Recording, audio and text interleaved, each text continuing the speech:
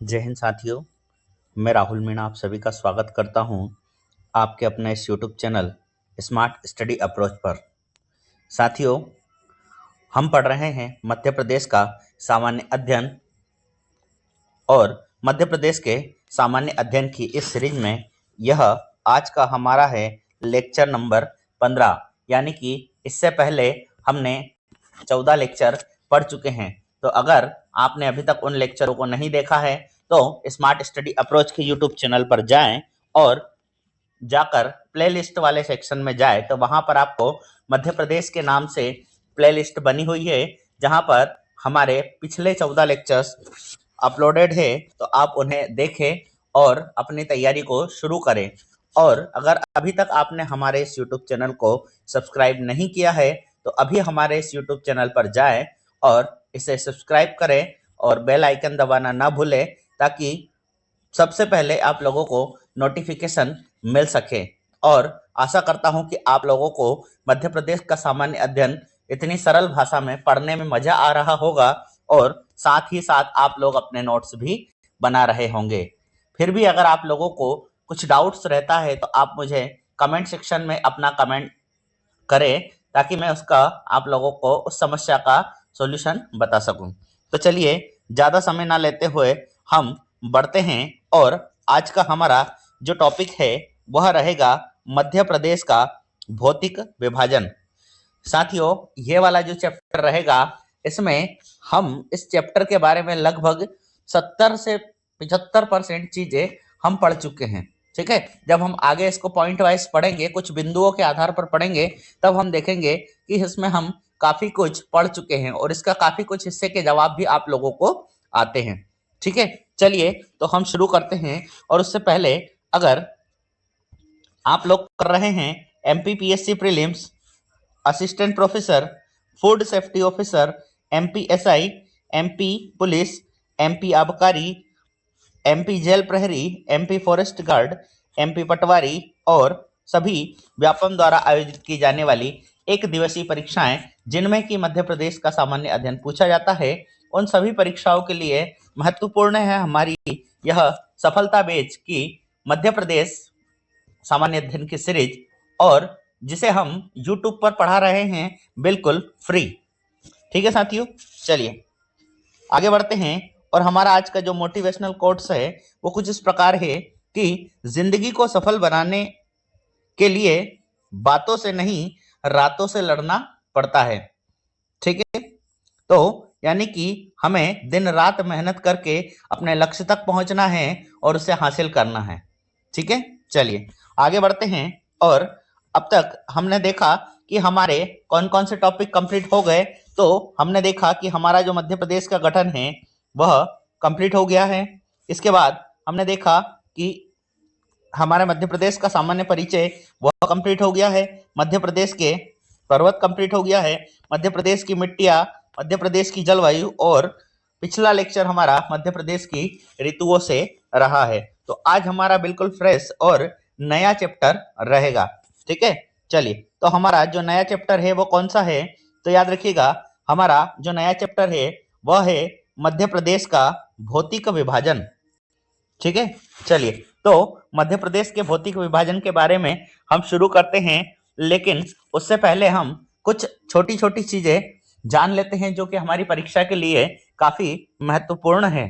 ठीक है साथियों, चलिए तो हम देखते हैं कि 1 नवंबर सन 2000 से पहले हमारा मध्य प्रदेश कितने भौतिक विभागों में बटा हुआ था। तो हमारा मध्य प्रदेश कुल 9 भौतिक प्रदेशों में बटा हुआ था, लेकिन वर्तमान में यह कितने भौतिक प्रदेशों में बटा हुआ है, तो यह 7 भौतिक प्रदेशों में बटा हुआ है। तो आखिर 2 कहां चले गए? सॉरी। तो हमें पता है कि 1 नवंबर वर्ष 2000 को हमारे मध्य प्रदेश का विभाजन हुआ, और मध्य प्रदेश के विभाजन के बाद एक नया राज्य बना जिसे हम किस नाम से जानते हैं, तो छत्तीसगढ़, सीजी, यानी कि छत्तीसगढ़ के नाम से हम इसे जानते हैं। ठीक है, तो विभाजन के पश्चात 2 भौतिक प्रदेश कौन कौन से, तो महानदी बेसिन और ये दंडकारण्य है। ठीक है, इसको कर लीजिएगा, दंडकारण्य। दंडकारण्य। ठीक है साथियों, तो कौन कौन से दो क्षेत्र छत्तीसगढ़ में चले गए? तो एक था महानदी बेसिन और दूसरा था दंडकारण्य क्षेत्र। ये दोनों के दोनों कहाँ चले गए? तो याद रखिएगा, ये दोनों के दोनों जो क्षेत्र है वह छत्तीसगढ़ राज्य में चले गए।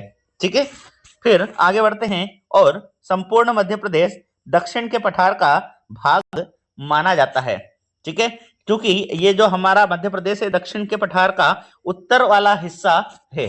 ठीक है, उत्तर दिशा में स्थित होने के कारण और चूंकि यह एक पठारी क्षेत्र है, इसलिए हम आगे देखेंगे आज के लेक्चर में कि हमारे यहाँ पर बहुत सारे पठारों के रूप में से बांटा गया है। ठीक है, चलिए तो देखिए, हमने देखा कि भौतिक संरचना की दृष्टि से प्रायद्वीपीय पठार, यानी कि प्रायद्वीपीय पठार कह लो या दक्षिण का पठार कह लो, दक्कन का पठार के नाम से हम इसको जानते हैं। तो इसका कौन सा उत्तरी वाला भाग किसके अंतर्गत आता है? तो मध्य प्रदेश के अंतर्गत आता है। ठीक है, फिर हम देखते हैं कि एमपीएसआई 2017 में पूछा गया प्रश्न है और यही प्रश्न पीएससी में भी पूछा गया है। ठीक है साथियों, क्या प्रश्न है कि वर्तमान में मध्य प्रदेश कुल कितने भौतिक विभागों में विभक्त किया गया है? तो हमारा सही जवाब क्या हो जाएगा कि मध्य प्रदेश 7 भौतिक प्रदेशों में विभाजित किया गया है। ठीक है, और वहीं पर हम देखेंगे कि मुख्य रूप से प्राकृतिक संरचनाओं में हमने इसे कितने भागों में बांटा हुआ है? तो 3 भागों में बांटा हुआ है। तो सबसे पहले हमने क्या देखा कि 1 नवंबर सन 2000 से पहले मध्य प्रदेश के कितने भौतिक प्रदेश थे? तो 9 थे। वर्तमान में कितने हैं? 7 है। ठीक है, तो 2 कहां चले गए? छत्तीसगढ़ में चले गए। कौन कौन से? महानदी बेसिन और दंडकारण्य क्षेत्र। ठीक है, फिर हमने देखा कि हमारा पूरा मध्य प्रदेश दक्षिण के पठार या इसे ही हम दक्कन के पठार के नाम से जानते हैं, इसका भाग है और यह इस दक्कन के पठार का उत्तरी वाला हिस्सा जो है वह मध्य प्रदेश के अंतर्गत आता है। फिर हमने देखा कि हमारे यहाँ पर मुख्य रूप से या प्राकृतिक रूप से इसे कितने भागों में बांटा गया है? तो 3 भागों में बांटा गया है। ठीक है, चलिए तो हम इन 3 भागों को भी देखेंगे, 3 भाग कौन कौन से हैं और ये 7 भौतिक प्रदेश कौन कौन से हैं, हम इनको भी देखेंगे। ठीक है, चलिए तो आगे बढ़ते हैं और हमारा इस मैप के द्वारा मैं आपको ये लास्ट के दोनों पॉइंट बताने की कोशिश करता हूँ। ठीक है, तो मध्य प्रदेश का भौतिक विभाजन, अब हमने देखा कि यह प्राकृतिक रूप से कितने भागों में बटा हुआ है? तो 3 भागों में बटा हुआ है। 3 कौन कौन से भाग है? तो देखिएगा, मैं इसको रेड पेन से ले लेता हूं। ठीक है, कौन सा? पहला हो गया मध्य उच्च प्रदेश, दूसरा हो गया सतपुड़ा श्रेणी और तीसरा हो गया पूर्वी पठार या इसे ही हम बघेलखंड के पठार के अंतर्गत जानते हैं। ठीक है, तो 3 प्राकृतिक प्रदेश कौन कौन से हो गए? तो पहला हो गया मध्य उच्च प्रदेश, दूसरा हो गया सतपुड़ा श्रेणी, तीसरा हो गया बघेलखंड का पठार या इसे ही हम पूर्वी पठार के रूप में जानते हैं। ठीक है साथियों, इतनी बातें समझ में आ गई? सॉरी। चलिए, अब हमने तो हमारी ये वाली लाइन आप लोगों को समझ में, अब हम इस लाइन की ओर चलते हैं कि 7 भौतिक प्रदेश कौन कौन से हैं। तो देखिए, ये जो मध्य उच्च प्रदेश है, कौन सा? मध्य उच्च प्रदेश है, यह कितने भागों में बटा हुआ है?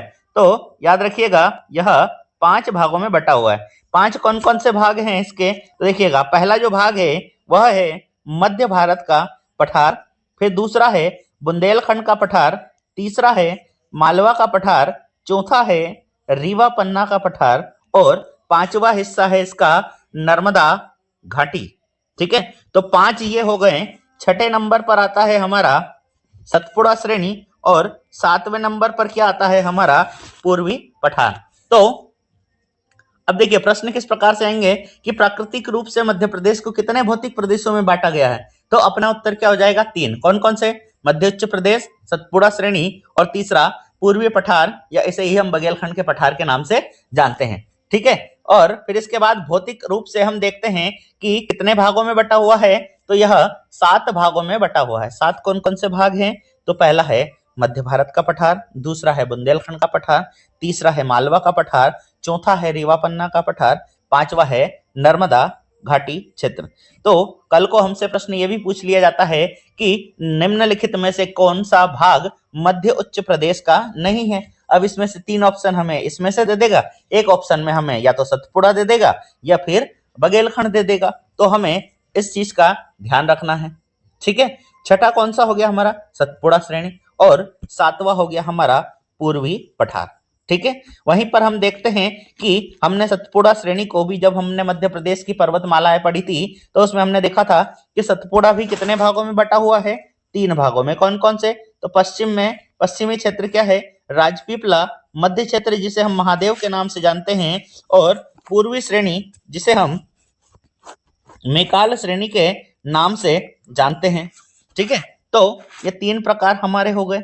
ठीक। अब आइए हम इन तीनों को मैप के द्वारा देख ले, हम इन पूरे सातों के सातों विभागों को मैप के द्वारा देख लेते हैं, और इसके बाद में हम इनका एक एक के बारे में डिटेल से पढ़ेंगे।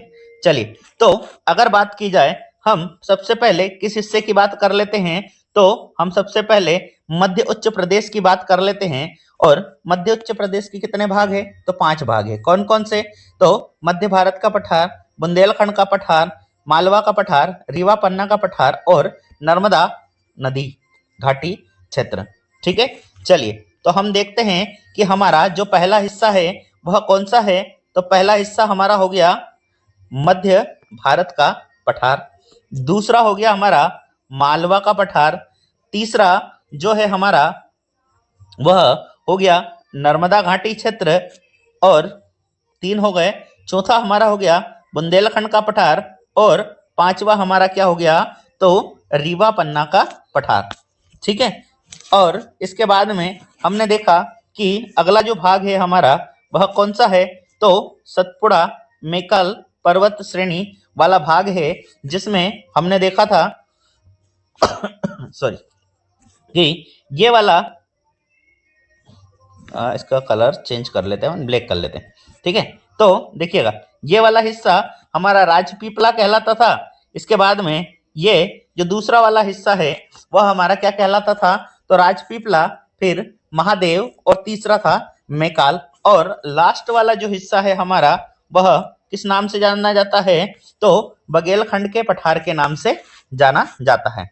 ठीक है। चलिए, अगर इसमें समझ में नहीं आ रहा है तो हमने इसमें एक और मैप के द्वारा मैं आपको बता देता हूं कि पहला हमारा कौन सा हिस्सा हो गया?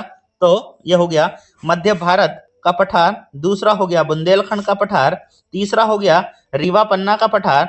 चौथा हो गया मालवा का पठार। और 5वां हो गया नर्मदा सोन घाटी। तो ये पांचों के पांचों भाग मिलकर क्या बनाते हैं? तो मध्य उच्च प्रदेश बनाते हैं। ठीक है। देखिए, कभी कभी हमसे प्रश्न पूछ लिया जाता है कि बताइए मालवा के पठार के उत्तर में कौन सा पठार है? तो हम कह देंगे मध्य भारत का पठार है। पूर्व में पूछ लेगा तो रीवा पन्ना का पठार है। पश्चिम में पूछ लेगा तो भैया राजस्थान राज्य लगा हुआ है। तो इस प्रकार हमें मैप, बहुत सारे प्रश्नों को अगर हम मैप जानते हैं और मैप के बारे में थोड़ा बहुत भी नॉलेज रखते हैं, तो परीक्षा में 2 से 4 प्रश्न ऐसे आते हैं जो हमारे मैप के द्वारा सॉल्व हो जाते हैं। वो फिर किसी भी विषय के हो, चाहे हिस्ट्री हो, ज्योग्राफी हो, पॉलिटी हो, या फिर हमारा एमपीजी के हो। हम एक दो क्वेश्चन इनके द्वारा भी आसानी से सॉल्व कर सकते हैं, और हमारी जो चयन है, सिलेक्शन है, उसको हम पक्का कर सकते हैं। ठीक है। चलिए, इसके बाद में हमने देखा कि अगला हिस्सा हमारा कौन सा है?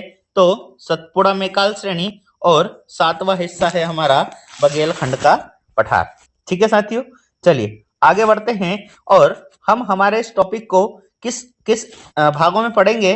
तो मुख्यतः हम इसके निर्माण, स्थिति, फिर क्षेत्रफल, फिर कौन कौन से जिलों के अंतर्गत आता है, यहाँ की जलवायु कैसी है, यहाँ की वर्षा कैसी है, वन क्षेत्र कैसा है, मिट्टी कैसी है, यहाँ की प्रमुख फसलें कौन कौन सी है, प्रमुख नदियां यहाँ से कौन कौन सी गुजरती है, और प्रमुख खनिजों के बारे में हम यहाँ पर जानेंगे। और इसके अलावा हम देखते हैं कि कुछ विशेष तथ्य होते हैं, तो वो भी हम हर एक क्षेत्र के बारे में अच्छे से जानने की कोशिश करेंगे। क्लियर है? तो आशा करता हूं कि आप लोगों को इतनी बातें जो हमने पढ़ी हैं वह समझ में आई होगी। ठीक है। चलिए आगे बढ़ते हैं, और हमारा जो पहला भाग है वह है मध्य भारत का पठार। ठीक है साथियों, क्या है हमारा पहला वाला हिस्सा? तो इसका नाम है मध्य भारत का पठार। देखिए, अगर अब हम मैप की बात करेंगे तो मैप के अंतर्गत हमें ये जो मध्य भारत का पठार है, चलिए इसको मैं थोड़ा मैप को थोड़ा जूम कर लेता हूं। ठीक है, ताकि हमें अच्छे से समझ में आए। ठीक, देखिए, तो ये वाला जो हमें ब्लैक कलर से दिख रहा है, ये वाला हमारा कौन सा क्षेत्र है? तो यह हमारा मध्य भारत का पठार क्षेत्र के अंतर्गत आता है। ठीक है, चलिए अब अगर इसके क्षेत्रफल की बात करेंगे कि भैया इसका क्षेत्रफल कितना है। ठीक है, तो मध्य भारत के पठार का कुल भौगोलिक क्षेत्रफल कितना है? 10.7% है। और अगर इसका क्षेत्रफल देख लिया जाए तो 32,892 वर्ग किलोमीटर हमें मध्य भारत के पठार का क्षेत्रफल देखने को मिलता है। तो हमें दो चीजें याद रखनी है, इसका क्षेत्रफल कितना है तो 32,892 वर्ग किलोमीटर। ठीक है, किलोमीटर स्क्वायर। और परसेंट में पूछ लिया जाए तो 10.7% हमारा लगभग मध्य भारत का पठार है। ठीक है, अब अगर बात की जाए कि भी इस पठार का निर्माण किस प्रकार से हुआ है, तो हम देखते हैं कि इस पठार का निर्माण विंध्यन शैल समूह के अपर्दन और नदियों के निक्षेप से हुआ है। ठीक है, देखिए विंध्यन शैल समूह क्या है, तो ये हमने देखा कि ये वाला जो हिस्सा है हमारा क्या है, तो ये विंध्याचल पर्वत श्रेणी है और इसके दो भाग है, भांडेर और कैमूर। ये हमने मध्य प्रदेश के पर्वत श्रृंखलाओं में पढ़े थे। तो यहाँ से क्या है कि हमारी मध्य प्रदेश की जो अधिकांश नदियां हैं वह इस वाले हिस्से से होकर गुजरती है। ठीक है, ये और ये यहाँ पर हम देखते हैं कि हमारी यमुना नदी आ जाती है। ठीक, तो इन सभी जब नदियां बहेगी तो अपने साथ कुछ निक्षेप लेकर जाएगी। तो इन्हीं निक्षेपों के कारण किस पठार का निर्माण हुआ है, तो मध्य भारत के पठार का निर्माण हुआ है। ठीक है, चलिए देखिए अब अगर हम जिलों की बात करेंगे तो सबसे पहले तो देखिए, अगर आप लोगों के पास में मध्य प्रदेश का मैप नहीं है तो आप किसी भी बुक स्टॉल से जाकर मध्य प्रदेश का मैप ले ले, क्योंकि हमें मैप बहुत जरूरी है, हमें मैप का ज्ञान होना बहुत जरूरी है। आपके पास 3 मैप जरूर होने चाहिए, एक मध्य प्रदेश का मैप, एक इंडिया का मैप और जो तीसरा है वह है वर्ल्ड मैप, ताकि हमें कुछ कुछ जानकारियां मैप से मिलती रहे, हमें कम से कम इतना पता रहे कि कौन सा जिला कहाँ पर है। तो देखिए इससे संबंधित प्रमुख जिले कौन कौन से हैं, तो देखिएगा नीमच, श्योपुर, मुरैना, भिंड, ग्वालियर और शिवपुरी। तो देखिए ये वाला इलाका जो है ये क्या कहलाता है हमारा, तो ये है नीमच। नीमच के बाद में हम देखते हैं कि सॉरी, अगला जिला हमारा है श्योपुर, मुरैना और भिंड। ठीक है, इसके बाद में ये कुछ हिस्सा हमारा ग्वालियर का और कुछ हिस्सा हमारा शिवपुरी वाला यहाँ पर किस पठार के अंतर्गत आता है, तो याद रखिएगा यह मध्य भारत के पठार के अंतर्गत आता है। ठीक है, चलिए फिर हम देखते हैं कि यहाँ की जलवायु किस प्रकार की है। ठीक, जलवायु तो देखिए हमने जलवायु के लिए देखा था कि उत्तर का जो मैदानी क्षेत्र था, यानी कि ये वाला जो क्षेत्र हमने पढ़ा था, यहाँ पर हमने क्या देखा था कि भैया यहाँ पर ग्रीष्म ऋतु में गर्मी अधिक पड़ती है और शीत ऋतु में ठंड अधिक पड़ती है। तो क्या यहाँ की जलवायु समान है? नहीं, यहाँ की जलवायु विषम है। तो यहाँ की जलवायु किस प्रकार की है? विषम जलवायु है। कारण क्या है कि यहाँ पर गर्मी में अधिक गर्मी और सर्दी में अधिक ठंड पड़ती है। क्लियर है? इतनी बात समझ में आ गई? तो बताइए क्या ये आपको जलवायु के लिए सोचना पड़ा? नहीं, क्योंकि हम जलवायु वाला टॉपिक पढ़ चुके हैं। तो इसलिए हमें पता है कि भैया उत्तर का जो मैदानी क्षेत्र है वहां पर गर्मी के समय गर्मी अधिक पड़ती है और ठंड के समय पर ठंड अधिक पड़ती है। ठीक है, चलिए इसके बाद में हम आगे देखते हैं।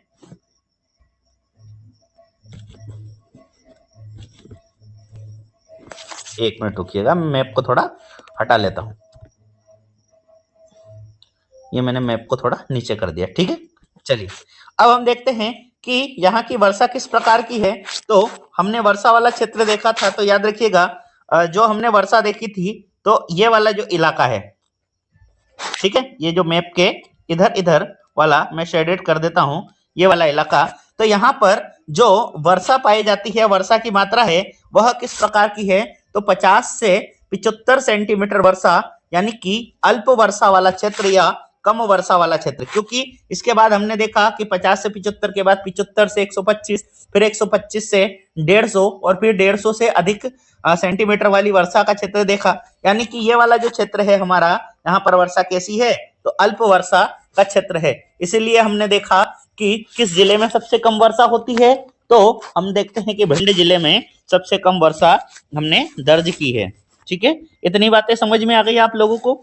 चलिए आगे देखते हैं, तो यहाँ पर वन किस प्रकार के पाए जाएंगे।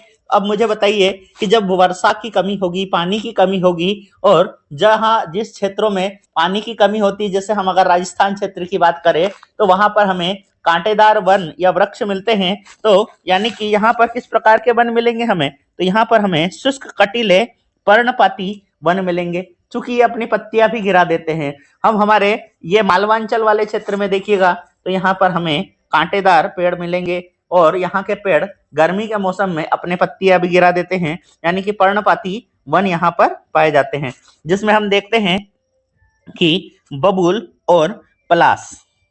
ठीक है, ये मुख्य रूप से हमारे मध्य प्रदेश या जो मध्य भारत के पठार वाले क्षेत्र में पाया जाता है। ठीक है, पलास का नाम आप लोगों ने सुना होगा, तो इसे हमारे क्षेत्रीय भाषा में खाखरा क्या बोलते हैं, खाखरे का पेड़ बोलते हैं। और चूंकि जो शाजापुर जिला है, उस शाजापुर जिले में पहले सबसे ज्यादा खाखरे के पेड़ हुआ करते थे, जिसको हम आज के समय में पलास के पेड़ के नाम से भी जानते हैं। उसको एक नाम उसका खाखरे का पेड़ है, तो इसीलिए शाजापुर का हमें एक प्राचीन नाम भी देखने को मिलता है, जिसे हम खाखरा खेड़ी के नाम से जानते हैं। क्लियर है, तो आप लोगों को यह बात समझ में आई होगी।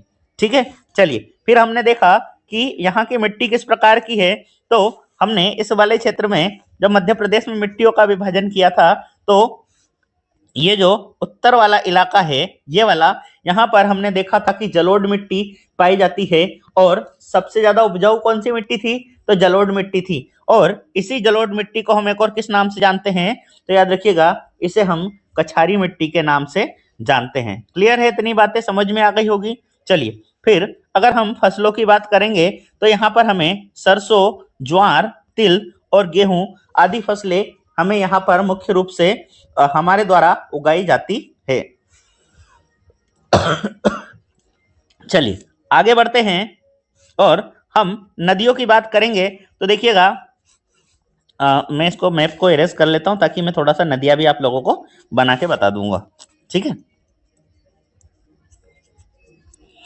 चलिए ये मैप को भी हमने थोड़ा ऊपर कर लिया। ठीक है, चलिए तो देखिएगा, ये वाला जो क्षेत्र है हमारा, इसको ये वाला, तो ये कौन सी पर्वत माला हमारी निकली है, तो हम देखते हैं कि हमारी विंध्याचल पर्वतमाला निकली है। और इसी विंध्याचल पर्वतमाला से हमारे मध्य प्रदेश में बहुत सारी नदियों का उद्गम माना जाता है, जिसमें से हम देखते हैं कि ये जो चंबल नदी है, ये महू के जानापाव पहाड़ी से कहां से निकलती है, तो महू इंदौर की जानापाव पहाड़ी से ये नदी निकलती है, और ये मध्य प्रदेश और राजस्थान की सीमा बनाते हुए भी निकलती है।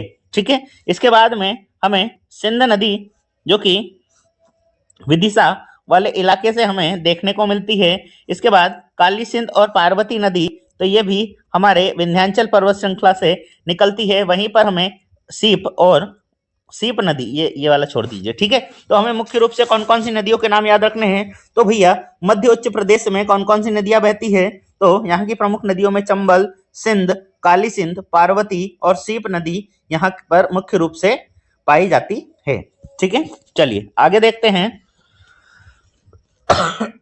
सॉरी,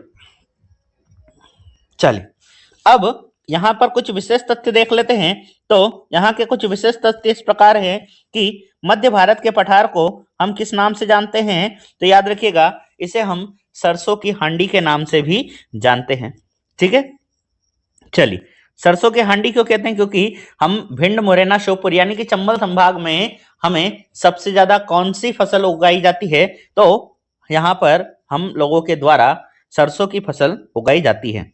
ठीक है, फिर हमने देखा था कि यह क्षेत्र, चूंकि चंबल नदी का प्रवाह यहाँ पर सबसे ज्यादा है, तो यह क्षेत्र किस से प्रभावित है, तो यह एक बीहड़ प्रभावित क्षेत्र है।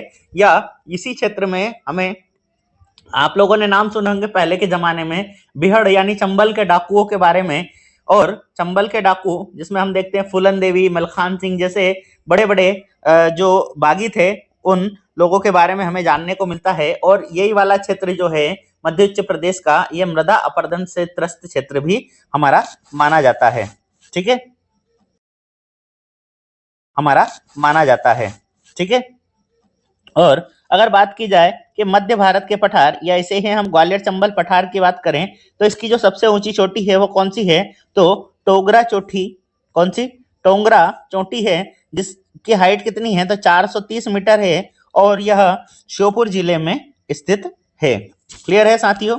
चलिए, तो एक बार मैं फिर से आप लोगों को थोड़ा सा रिपीट कर देता हूं, ताकि हम लोगों ने अभी तक क्या पढ़ा उसके बारे में हम जान लेते हैं। तो हम पढ़ रहे थे मध्य प्रदेश का भौतिक विभाजन, और मध्य प्रदेश के भौतिक विभाजन में हम लोगों ने सबसे पहले क्या देखा कि 1 नवंबर सन 2000 से पहले कितने भौतिक प्रदेशों में विभाजित था, 9 भौतिक प्रदेशों में विभाजित था। सॉरी। फिर इसके बाद महानदी बेसिन और दंडकारण्य बेसिन, ये दोनों के दोनों कहां चले गए, छत्तीसगढ़ में चले गए। और हमने देखा कि हमारा पूरा मध्य प्रदेश दक्कन के पठार का भाग है, और इसका दक्कन के पठार का उत्तरी भाग क्या माना जाता है, तो मध्य प्रदेश के अंतर्गत माना जाता है। फिर हमने देखा कि प्राकृतिक रूप से कितने भागों में विभक्त है, 3 भागों में। ठीक है, फिर हमने इन 3 भागों को देखा, तो 3 भागों में हमने देखा कि मध्य उच्च प्रदेश, सतपुड़ा श्रेणी और पूर्वी पठार या बघेलखंड के पठार के नाम से हमने इसे देखा। फिर हमने मध्य उच्च प्रदेश को भी कितने भागों में बांटा, 5 भागों में। कौन कौन से? मध्य भारत का पठार, बुंदेलखंड का पठार, मालवा का पठार, रीवा पन्ना का पठार और नर्मदा घाटी क्षेत्र। ठीक है, फिर हमने सतपुड़ा पर्वत के भी कितने भागों में बांटा, 3 भागों में। कौन कौन से? पश्चिम भाग को राजपीपला, मध्य वाले भाग को महादेव, और पूर्वी भाग को हमने मैकाल श्रेणी के नाम से जाना। ये क्रम याद रखिएगा, पूर्व से पश्चिम का। पिछली बार पूर्व से पश्चिम का पूछ लिया था, और बहुत सारे लोगों ने इस प्रश्न का उत्तर गलत किया था, क्योंकि हम क्रम से अगर देखते हैं तो हम सबसे पहले राजपीपला, फिर महादेव और मैकाल पढ़ते हैं, यानी कि हम पश्चिम से पूर्व का हम लोग पढ़ते हैं। ठीक है, तो जल्दबाजी ना करें, प्रश्न को अच्छे से पढ़ें और फिर अपना जवाब दें। ठीक है, फिर हमने मैप के द्वारा देखा कि कौन सा क्षेत्र मध्य उच्च प्रदेश है, मालवा का पठार कहां पर है, बुंदेलखंड का पठार कहां पर है, रीवा पन्ना का पठार कहां पर है। सॉरी। फिर हमने देखा बघेलखंड का पठार कहां पर है, नर्मदा घाटी कहां पर है, और सतपुड़ा मैकाल पर्वत श्रेणी कहां पर स्थित है। तो ये सारी चीजें हमने देखी। क्लियर है साथियों? चलिए, फिर हमने देखा कि हम कौन सा पठार पढ़ रहे थे, तो हमारा जो पहला पठार था उसका नाम था मध्य भारत का पठार। मध्य भारत के पठार की बात करी तो हमने देखा कि यह कितने क्षेत्रफल कितना है इसका, तो 10.7% या 32,809 वर्ग किलोमीटर इसका क्षेत्रफल है। ठीक है, फिर हमने देखे कौन कौन से जिले, तो नीमच, श्योपुर, भिंड, मुरैना, ग्वालियर और शिवपुरी जिलों के अंतर्गत आता है। फिर हमने यहाँ की जलवायु देखी, तो विषम जलवायु, यानी गर्मी में अधिक गर्मी और सर्दी में अधिक सर्दी। ठीक है, फिर वर्षा देखी तो 50 से 75, यानी कि अल्प वर्षा वाला क्षेत्र के अंतर्गत हमारा मध्य भारत का पठार आता है, और इसी के कारण यहाँ पर शुष्क कटीले वन, पर्णपाती वन पाए जाते हैं, जिसमें बबूल, पलास आदि पेड़ यहाँ पर पाए जाते हैं। फिर हमने मिट्टी के बारे में देखा, तो मिट्टी कौन कौन सी पाई जाती है, तो हमने देखा जलोढ़ मिट्टी, कछारी मिट्टी, और ये प्रकार की मिट्टी यहाँ पर पाई जाती है। फिर फसलों की बात करें तो यहाँ पर हमने सरसों, ज्वार, तिल, गेहूं आदि के बारे में देखा। और नदियों की बात करी तो हमने नदियों में देखा चंबल, सिंध, काली सिंध, पार्वती, सीप आदि प्रमुख नदियां यहाँ पर हमने देखी। फिर हमने विशेष तथ्य में क्या देखा, तो हमने ये देखा कि यह मध्य भारत के पठार को क्या कहते हैं, हम सरसों की हांडी कहते हैं, और यह बीहड़ प्रभावित क्षेत्र है। और किस नदी के द्वारा मृदा अपरदन होता है यहाँ पर सबसे ज्यादा, तो चंबल नदी के द्वारा। और कौन से जिले में होता है, तो याद रखिएगा मुरैना जिले में होता है। वहीं पर हमने पढ़ा कि इसकी सबसे ऊंची चोटी कौन सी है, तो टोंगरा इसकी सबसे ऊंची चोटी है, जो किस जिले में पड़ती है, तो श्योपुर जिले में पड़ती है। तो दोस्तों आज के लिए फिलहाल इतना ही। अगले पार्ट में हम बाकी के बचे हुए पठारों के बारे में जानेंगे। तब तक आप लोग पढ़ते रहिए, मस्त रहिए और अपनी तैयारी को मजबूत बनाते रहिए। तो फिर मिलते हैं अगले लेक्चर में। तब तक के लिए जय हिंद, भारत माता की जय, जय श्री महाकाल। Thank you.